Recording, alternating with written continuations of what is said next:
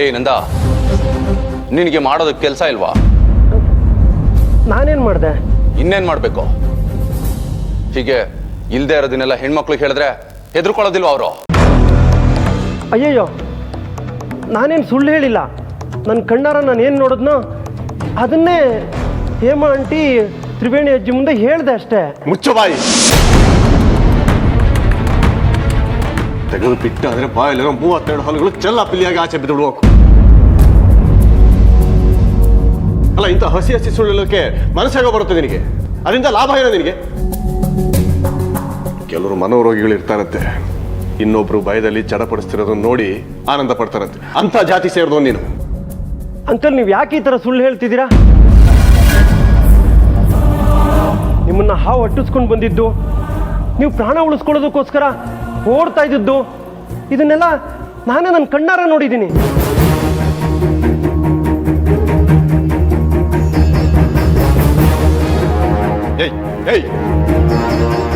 ನೀನು ಹೇಳಿದಾಗೆ ಅಷ್ಟು ದೊಡ್ಡ ಹಾವು ಪ್ರಹಾರ ಮಾಡಿದ್ರೆ ಯಾರಾದರೂ ಬದುಕುಳಿತಾರೇನು? ಮೊದಲು ಸೈಕಾಟ್ರಿಸ್ಟ್ ಮೀಟ್ ಮಾಡಿ ಟ್ರೀಟ್ಮೆಂಟ್ ತಗೊಂಡು ಬಂದಿದ್ದ. ಅಂಕಲ್, ಅದು ಹಾವು. ಮುಚ್ಚು ಬಾಯಿ.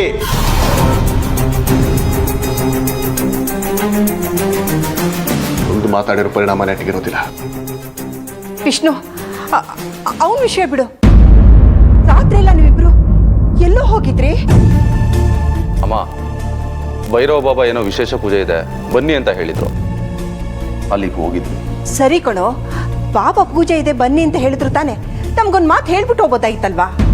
ಅಮ್ಮ, ಅಣ್ಣನಿಗೆ ನಾನೇ ಹೇಳಿದೆ, ಮನೇಲಿ ಹೇಳ್ಬೇಡ, ಪ್ರಶ್ನೆ ಮೇಲೆ ಪ್ರಶ್ನೆ ಕೇಳ್ತಾರೆ ಅಂತ. ಅದಕ್ಕೆ ಹೇಳ್ದೆ ಬಂದಿದ್ದಾರೆ. ಅಲ್ಲ ರೀ, ನಿಮ್ಮ ಫೋನ್ನ ನೀವು ಯಾಕೆ ರೂಮಲ್ಲಿ ಬೀಳಿಸ್ಕೊಂಡು ಹೋಗಿದ್ರಿ?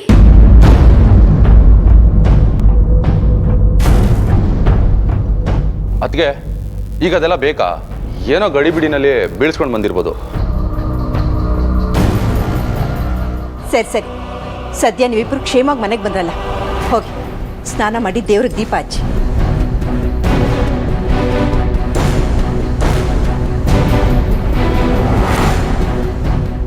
ಮಗನೇ, ಎಷ್ಟು ದಿನ ಉಸಿರಾಡ್ತೀಯೋ ಆಡು. ಆದಷ್ಟು ಬೇಗ ನಿನ್ನ ಉಸಿರನ್ನ ನಿನ್ನ ಫ್ರೆಂಡ್ ಉಸಿರನ್ನ ನಿಲ್ಲಿಸ್ತೀನಿ. ಆಮೇಲೆ ನರಕದಲ್ಲಿ ಇಬ್ರು ಒಂದಾಗಿ. ವಿಷ್ಣು ಅಂಕಲ್ ಯಾಕೆ ಸುಳ್ಳು ಹೇಳ್ತಿದ್ದಾರೆ? ಇದರಿಂದ ಅವ್ರಿಗೇನು ಉಪಯೋಗ ಒಂದು ಗೊತ್ತಾಗ್ತಾ ಇಲ್ವಲ್ಲ.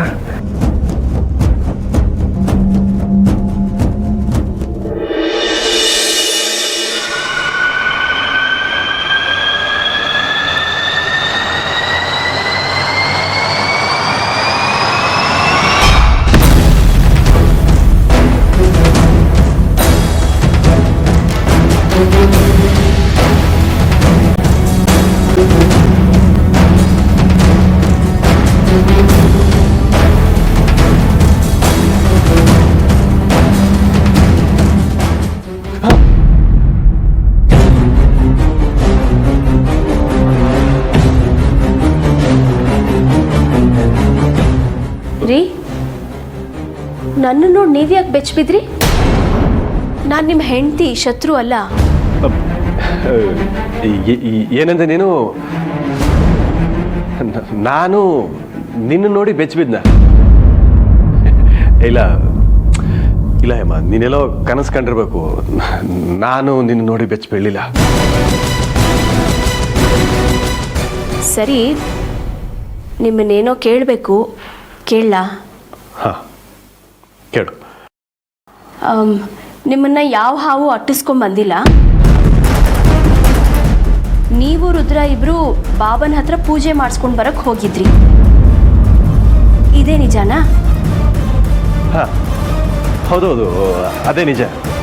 ಮತ್ತೆ ಆ ನಂದ ಹೇಳಿದ್ದು ಸುಳ್ಳು ಸುಳ್ಳು ಸುಳ್ಳು. ಅಲ್ಲ, ಅವನು ಯಾರೋ 3ನೇ ವ್ಯಕ್ತಿ ಹೇಳಿದ ಮಾತಿನ ಮೇಲೆ ನಿನಗೆ ನಂಬಿಕೆ ಇದೆ. ನಾನು ನಿನಗೆ ತಾಳಿ ಕಟ್ಟಿರೋ ಗಂಡ ಹೇಳಿದ ಮಾತಿನ ಮೇಲೆ ನಿನಗೆ ನಂಬಿಕೆ ಇಲ್ವಾ?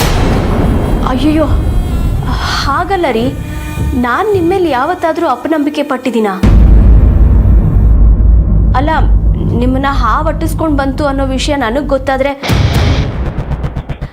ನಾನು ಎಲ್ಲಿ ಗಾಬರಿ ಆಗ್ತೀನೋ ಅಂತ ನೀವು ಸುಳ್ಳು ಹೇಳ್ತಾ ಇರಬಹುದು ಅಂತ ಅಂದ್ಕೊಂಡೆ.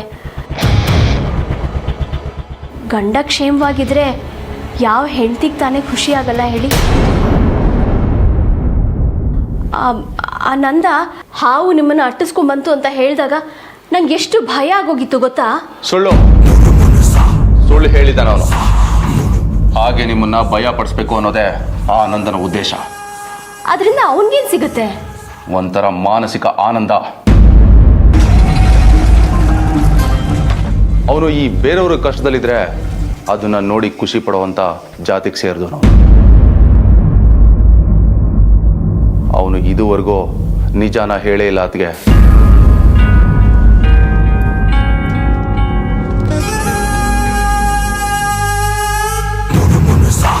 ಅಂಥವನ್ ಮಾತನ್ನ ನೀವು ನಂಬೋದಕ್ಕೆ ಹೋಗ್ತಿದ್ದೀರಲ್ಲ. ಅವನಿಗೆ ಅಷ್ಟೊಂದು ವಯಸ್ಸಾಗಿತ್ತು ಸಹ ಇನ್ನೂ ಹುಡುಗಾಟಿಗೆ ಹೋಗಿಲ್ಲ ನೋಡಿ.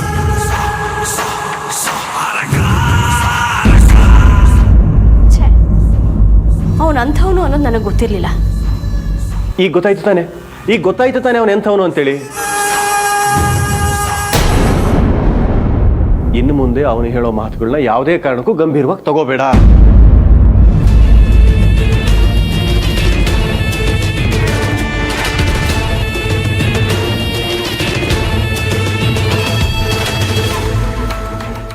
ಅಣ್ಣ, ಇವತ್ತೇನೋ ಅತ್ತಿಗೆ ನಾನು ನಂಬಿಸಿದ್ವಿ. ಪ್ರತಿದಿನ ಹೀಗೆ ಎಲ್ಲರೂ ನಂಬಿಸ್ಕೊಂಡಿರೋದಕ್ಕಾಗೋದಿಲ್ಲ. ಆದಷ್ಟು ಬೇಗ ಈ ನಂದನ್ನ ವಾಪಸ್ ಬರ್ದೇ ಇರೋ ಜಾಗಕ್ಕೆ ಕಳಿಸ್ಕೊಡ್ಬೇಕು.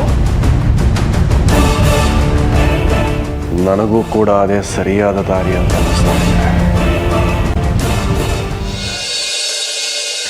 ಏನು ನಡೀತಾ ಇದೆ ಈ ಮನೇಲಿ? ಅಲ್ಲ, ವಿಷ್ಣು ಅಂಕಲ್ನ ಹಾವು ಹೊಟ್ಟಿಸ್ಕೊಂಡು ಹೋಗ್ತಾ ಇರೋದನ್ನ ನಾನೇ ನನ್ನ ಕಣ್ಣಾರ ನೋಡಿದ್ದೀನಿ. ವಿಷ್ಣು ಅಂಕಲ್ ನೋಡಿದ್ರೆ ನನ್ನನ್ನು ಹಾವು ಹೊಟ್ಟಿಸ್ಕೊಂಡು ಬಂದೇ ಇಲ್ಲ ಅಂತ ಹೇಳ್ತಿದ್ದಾರೆ. ಯಾಕೆ ಹಿಂಗೆ ಹೇಳ್ತಿದ್ದಾರೆ? ಮನೆಯವರೆಲ್ಲ ಭಯ ಪಡ್ತಾರೆ ಅಂತ ಏನಾದರೂ ಈ ಥರ ಹೇಳ್ತಿದ್ದಾರಾ? ಅಥವಾ ಇದರಿಂದ ಬೇರೆ ಏನಾದರೂ ಕಾರಣ ಇದೆಯಾ?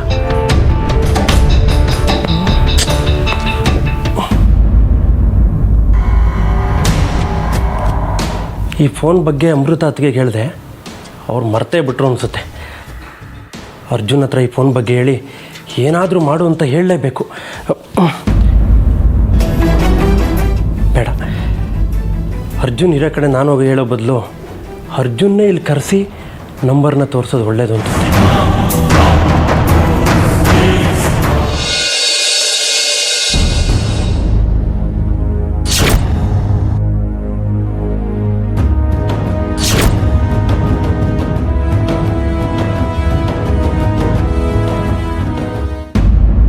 ಆ ಕಿಲ್ಲರ್ ಫೋನು ನಂದನ್ ಹತ್ರ ಇರೋ ತನಕ ನನ್ನ ಜೀವ ಯಮಪಾಶದಲ್ಲಿದ್ದ ಹಾಗೆ.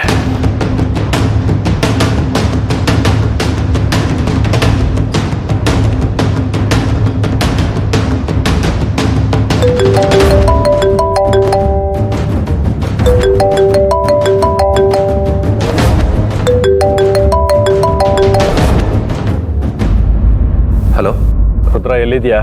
ನಾನು ಮನೇಲಿದ್ದೀನಿ ಅಣ್ಣ. ಯಾಕೆ ಇಷ್ಟೊಂದು ಗಾಬರಿಯಾಗಿ ಮಾತಾಡ್ತಾ ಇದೆಯಾ? ನೀನು ಸುರಕ್ಷಿತವಾಗಿದೆಯಾ ತಾನೆ? ಸದ್ಯಕ್ಕೆ ನಾನು ಸುರಕ್ಷಿತವಾಗೇ ಇದ್ದೀನಿ. ಆದರೆ ಈ ಸುರಕ್ಷತೆ ಎಲ್ಲಿ ತನಕ ಇರುತ್ತೆ ಅನ್ನೋದು ಗ್ಯಾರಂಟಿ ಇಲ್ಲ ನನಗೆ. ಅಣ್ಣ, ಯಾಕೆ ಹೀಗೆ ಮಾತಾಡ್ತಿದ್ಯಾ? ಹಾಂ, ಏನಾಯ್ತು ಹೇಳು? ನೋಡು ರುದ್ರ, ಆ ಕಿಲ್ಲರ್ ಫೋನು ನಂದನ್ ಹತ್ರ ಇರೋ ತನಕ ನನ್ನ ಜೀವಕ್ಕೆ ಅಪಾಯ ತಪ್ಪಿದ್ದಲ್ಲ. ಅಷ್ಟೇ ತಾನೇ? ಆ ಫೋನ್ ವಿಚಾರನ ನಾನು ನೋಡ್ಕೋತೀನಿ ಬಿಡು. ರುದ್ರ, ನೀನು ಅದನ್ನು ಅಷ್ಟೊಂದು ಸುಲಭವಾಗಿ ತಗೋಬೇಡ. ನಂದನ್ ಈ ವಿಷಯನ ಅರ್ಜುನ್ಗೆ ಯಾವಾಗ ಬೇಕಾದ್ರೂ ಹೇಳ್ಬೋದು. ಹಾಗೇನಾದ್ರು ಒಂದು ವೇಳೆ ಅರ್ಜುನ ಕೊಲ್ಲೋದಕ್ಕೆ ನಾನೇ ಪ್ರಯತ್ನ ಪಟ್ಟಿದ್ದಂತ ಅರ್ಜುನ್ಗೆ ಗೊತ್ತಾದರೆ ಮುಂದಿನ ಪರಿಣಾಮ ಏನಾಗುತ್ತೆ ಅಂತೇಳಿ ನಾನು ನೀನು ಕಲ್ಪನೆ ಕೂಡ ಮಾಡ್ಕೊಳ್ಳೋದಕ್ಕಾಗೋದಿಲ್ಲ. ಹೇಳಿ ಕೇಳಿ ಅವನು ನಾಗ, ಅವನ ಕೋಪಕ್ಕೆ ನಾನು ಬಲಿಯಾಗಿ ಹೋಗ್ತೀನಿ. ಅಣ್ಣ, ನೀನು ಅಷ್ಟೊಂದು ನಿರಾಶೆಯಾಗಿ ಮಾತಾಡಬೇಡ. ನಾನು ನಿನ್ನ ಸಹಾಯಕ್ಕೆ ರಕ್ಷಣೆಗೆ ಇದ್ದೇ ಇರ್ತೀನಿ ಅನ್ನೋದನ್ನ ಮರಿಬೇಡ. ಆ ಫೋನನ್ನ ನಾನು ಅವನಿಂದ ದೂರ ಮಾಡ್ತೀನಿ. ನೀನು ನೆಮ್ಮದಿಯಾಗಿರು.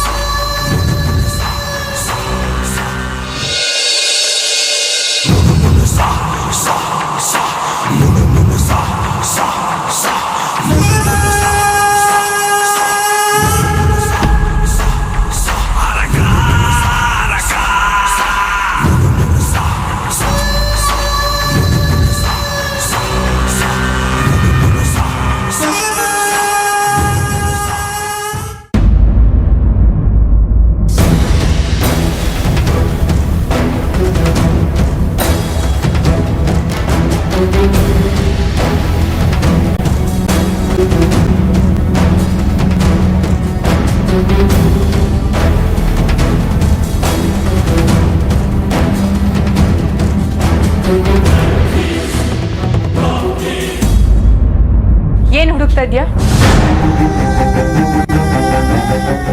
ಅದನ್ನ ನಾನು ನಿನಗೆ ಹೇಳೋ ಅವಶ್ಯಕತೆ ಇಲ್ಲ. ಹೇಳೋ ಅವಶ್ಯಕತೆ ನಿನಗಿಲ್ಲದೆ ಇದ್ರು ಕೇಳೋ ಅವಶ್ಯಕತೆ ನನಗಿದೆ. ಹೇಳು. ಹೇಳು ಅಂತ ಕೇಳಿದ ತಕ್ಷಣ ಹೇಳೋದಕ್ಕೆ ನಾನು ನಿನಗೆ ಗುಲಾಮ ಅಲ್ಲ. ಮತ್ತೊಬ್ರು ಕೋಣೆನ ಈ ರೀತಿ ಗೊತ್ತಾಗದಿರೋ ಹಾಗೆ ಹುಡ್ಕೋದು ಸಭ್ಯತೆನೂ ಅಲ್ಲ, ಸಂಸ್ಕಾರನೂ ಅಲ್ಲ. ಏಯ್, ಸಂಸ್ಕಾರ ಸಭ್ಯತೆ ಏನು ಅನ್ನೋದನ್ನ ನೀ ನನಗೆ ಹೇಳ್ಕೊಡೋದಕ್ಕೆ ಬರಬೇಡ. ಅದನ್ನ ನಿನ್ನಿಂದ ಕಲಿಯೋ ದುರ್ಗತಿ ದುಸ್ಥಿತಿ ನನಗೆ ಬಂದಿಲ್ಲ.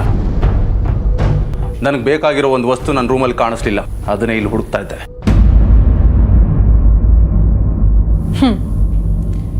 ಕೆಟ್ಟವ್ರ ಕಣ್ಣಿಗೆ ಕಾಣಿಸೋದೆಲ್ಲ ಕೆಟ್ಟದ್ದೇ. ಕಳ್ಳರ ಕಣ್ಣಿಗೆ ಕಾಣೋರೆಲ್ಲ ಕಳ್ಳರೆ. ನಾಲ್ಗೆ ಬಿಗಿ ಹಿಡಿದು ಮಾತಾಡೋ. ನಾನು ಕೆಟ್ಟೋನೂ ಅಲ್ಲ, ಕಳ್ಳನೂ ಅಲ್ಲ. ಹೇ ರುದ್ರ, ಎಲ್ಲ ಮಾಸನೂ ಚೈತ್ರ ಮಾಸ ಆಗೋದಿಲ್ಲ. ಚೈತ್ರ ಮುಗಿದ್ಮೇಲೆ ವೈಶಾಖನೂ ಬರುತ್ತೆ, ಆಮೇಲೆ ಆಷಾಢನೂ ಬರುತ್ತೆ. ಆಗ ಈ ನಿನ್ನ ನಿಜ ಬಣ್ಣ ಈ ಮನೆಯವರೆಲ್ರಿಗೂ ಗೊತ್ತಾಗತ್ತೆ. ಮುಖ್ಯವಾಗಿ ಅರ್ಜುನ್ ಅವ್ರಿಗೂ ಗೊತ್ತಾಗತ್ತೆ. ಅಲ್ಲಿವರೆಗೂ ಎಷ್ಟು ಆರ್ಭಟಿಸ್ತೀಯೋ, ಹಾರಾಡ್ತೀಯೋ ಹಾರಾಡು. ಏಯ್ ನಾಗಿಣಿ, ನಿನ್ನ ಹತ್ರ ವಿತಂಡವಾದನ ಮಾಡಿ ಸಮಯನ ವ್ಯರ್ಥ ಮಾಡೋಷ್ಟು ಮೂರ್ಖ ನಾನಲ್ಲ. ಒಂದು ಹೇಳ್ತೀನಿ ಕೇಳೋ, ನಿನ್ನ ಅಂತ್ಯಕ್ಕೆ ಮುಹೂರ್ತ ಇಟ್ಟಾಗಿದೆ. ಕಾಲ ಕೂಡ ಬರ್ಬೇಕಷ್ಟೇ. ಅಲ್ಲಿವರೆಗೂ ಉಸಿರಾಡ್ತಿರೋ.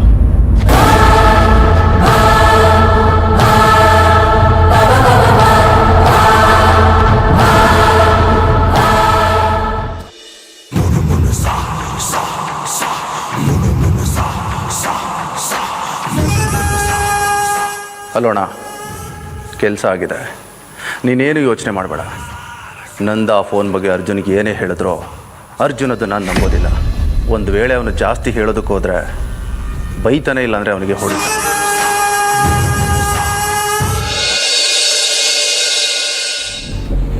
ಬಾ ಅರ್ಜುನ್, ಬಾ ಬಾ, ಒಂದು ನಿಮಿಷ. ನೋಡು, ಈ ಫೋನಲ್ಲಿ ವಿ ಅನ್ನೋ ನಂಬರ್ ಸೇವ್ ಆಗಿದೆ. ಆ ನಂಬರೋನೇ ನಿನ್ನ ಕೊಲ್ಲೋದಕ್ಕೆ ಪ್ರಯತ್ನ ಪಡ್ತಿರೋದು. ಯಾರು ಅಂತ ಗೊತ್ತಾದರೆ ಅವ್ರನ್ನ ಜೀವ ಸಹಿತ ಉಳಿಸೋದಿಲ್ಲ.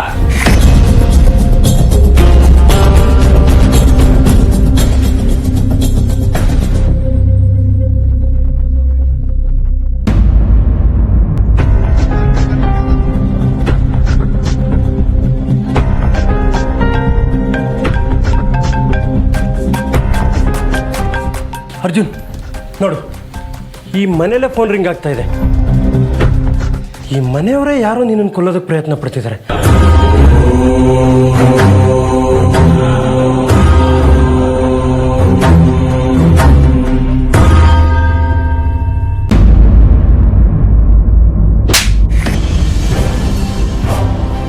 ಅರ್ಜುನ್, ನನಗೆ ಕುಡಿತಿದ್ಯಾ? ಏಯ್, ಇದು ನಮ್ಮಮ್ಮನ ಫೋನ್ ನಂಬರು. ನೀನು ಹೇಳ್ತಿರೋ ಪ್ರಕಾರ ನಮ್ಮಮ್ಮನೇ ಸುಪಾರಿ ಕೊಟ್ಟು ನನ್ನ ಕೊಲ್ಸೋದಕ್ಕೆ ಪ್ರಯತ್ನ ಪಡ್ತಿದ್ದಾರೆ ಅಂತನಾ? ಅದು ಹಾಗಲ್ಲ ಅರ್ಜುನ್. ನೀನು ನನ್ನ ಕ್ಲೋಸ್ ಫ್ರೆಂಡನ್ನು ಒಂದೇ ಒಂದು ಕಾರಣಕ್ಕೆ ಸುಮ್ಮನೆ ಇದ್ದೀನಿ. ಇಲ್ಲ ಅಂದಿದ್ದಿದ್ರೆ ಮೊದಲು ನಿನ್ನ ಚೇಷ್ಟೆಗಳಿಗೆಲ್ಲ ಫುಲ್ ಸ್ಟಾಪ್ ಇಡು. ಇಲ್ಲದೆ ಇದ್ದರೆ ನನ್ನ ನಿನ್ನ ಫ್ರೆಂಡ್ಶಿಪ್ಪು ಮುಂದುವರಿಯೋದಿಲ್ಲ. ಹುಷಾರ್. ಅರ್ಜುನ್, ಅರ್ಜುನ್,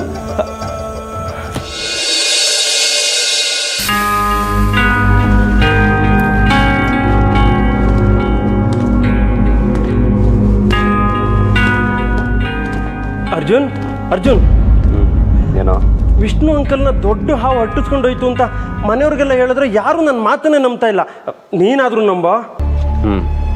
ನಾನು ನಂಬ್ತೀನಿ. ನೀನು ಸುಳ್ಳು ಹೇಳೋದಕ್ಕೆ ಸಾಧ್ಯನಾ? ಅಲ್ವಾ ಮತ್ತೆ? ಬಾ, ಈ ವಿಷಯ ನಮ್ಮ ಮನೆಯವರೆಲ್ರಿಗೂ ಹೇಳೋಣ. ನೀನು ನನ್ನ ಜೊತೆ ಸೇರಿದ್ರೆ ಎಲ್ಲರೂ ನನ್ನ ಮಾತನ್ನು ನಂಬ್ತಾರೆ. ಲೋ ನಂದ, ನಿನ್ನ ಸಮಸ್ಯೆ ಏನು ಅಂತ ನನಗೀಗ ಅರ್ಥ ಆಗ್ತಾ ಇದೆ. ಏನು? ರಾತ್ರಿ ಎಲ್ಲ ಯಾವುದೋ ಅನಕೊಂಡ ಸೀರೀಸ್ ಸಿನಿಮಾ ನೋಡಿರ್ತೀಯ, ಹಾಗೆ ಹೋಗಿ ಮಲ್ಕೊಂಡಿರ್ತೀಯ, ಕನ್ಸ್ಕೊಂಡು ಅದೇ ನಿಜ ಅಂತ ಈಗ ಬಡಬಡಾಯಿಸ್ತಾ ಇದೆಯಾ. ಒಂದು ಕೆಲಸ ಮಾಡು, ಮೊದಲು ಈ ಸಿನಿಮಾಗಳನ್ನ ನೋಡೋದು ನಿಲ್ಸು. ಆವಾಗ ನೀನು ನೆಮ್ಮದಿಯಾಗಿರ್ಬೋದು, ನಿನ್ನ ಸುತ್ತ ಇರೋ ನಾವು ನೆಮ್ಮದಿಯಾಗಿರ್ಬೋದು. ಅರ್ಜುನ್,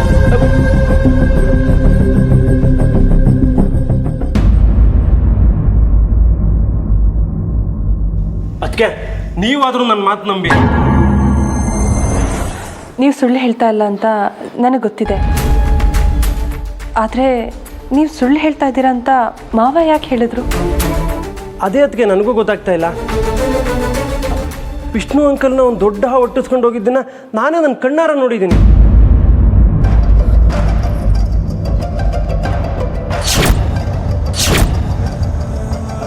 ಅದಕ್ಕೆ ನಿಮ್ಮ ಮನೇಲಿ CC ಕ್ಯಾಮ್ರಾ ಇದೆ ಅಲ್ವಾ? ಹೌದು. ಅದರಲ್ಲಿ ನಿನ್ನೆ ಫೂಟೇಜ್ ನೋಡಿದ್ರೆ ಎಲ್ಲ ಗೊತ್ತಾಗುತ್ತೆ. ಬನ್ನಿ ನೋಡೋಣ. ನಡಿ.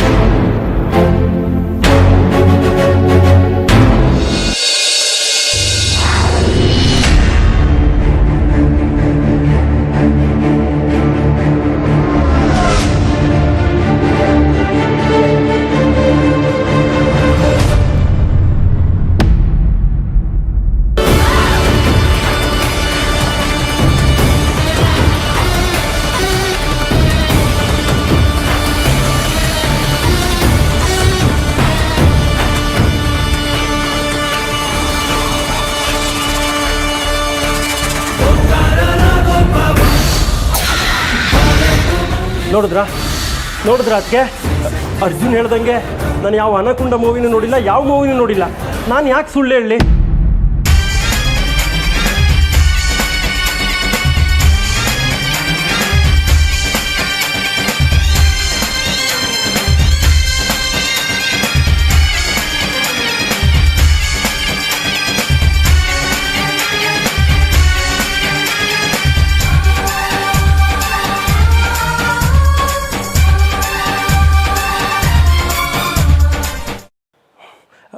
ಅದಕ್ಕೆ ನಾನು ಈಗಲೇ ಹೋಗಿ ಮನೆಯವ್ರನ್ನೆಲ್ಲ ಕರ್ಕೊಬಂದು ತೋರಿಸ್ತೀನಿ.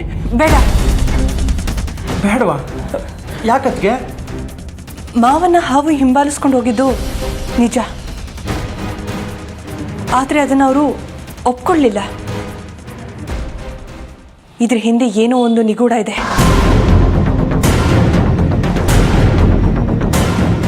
ಈ ವಿಷಯನ ಇಲ್ಲಿಗೆ ಬಿಟ್ಬಿಡಿ ನಂದವ್ರೆ.